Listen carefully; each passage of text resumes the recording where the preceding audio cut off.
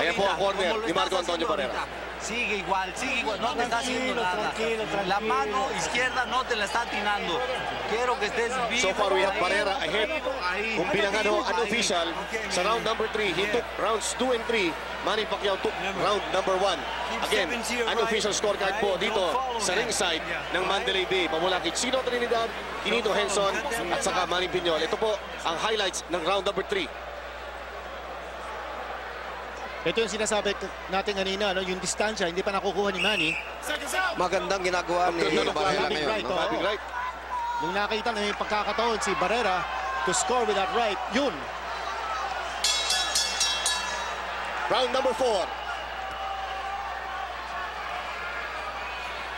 I think they learned from their mistakes in the first fight. Yung unang laban kasi sinagasaan ni Manny si Barrera. At hindi alam ni Barrera kung paano umatras. This time around, I think they have learned how to, get away from the punches of Manny Pacquiao. Circling around, away actually, away from Manny the power Pacquiao. punches. Exactly, no? Kanina pinag-uusapan natin yung angle, baka pumasok si Tapia o itong si Marco Antonio Barrera. Ngayon, lumalayo siya, inaalisan niya yung range ni Manny Pacquiao, which is a wise thing to do. Ibang-ibang adjustment na ginagawa dito ni Barrera to confuse Pacquiao. Una-una sa first round, he was standing his ground. Ngayon naman, gumagalaw siya. Kanina, he was circling over to his right. Now, nagsa-side to side siya. Now, he's standing his ground. Ibang-ibang klaseng laban na pinapakita dito ni Barrera. Ito yung sinasabi ni Barrera that when you fight a strong and intelligent fighter, you have to fight intelligently yourself. Now, important here, Good Manny must show his power. Speed at power. Yung dalawang assets ni Manny. Ito na, nakikita ko na si Manny Pacquiao tumatama. I think he has found his range. Ayun, tumama na kaliwa. And Marco Antonio Barrera counters. Barrera counters. Ito ang gandang palitan. Another relaxan moment in round number 4. Alam mo, parang narinig tayo ni Manny, no? Yung power ni Manny, dapat magpakita na ngayon.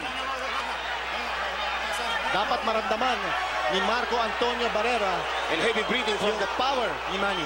From Manny Pacquiao. Sa tindi ng suntukan, natanggal yung mga sequence ni Barrera at dumikit sa noo ni Manny Pacquiao. Now, look at that.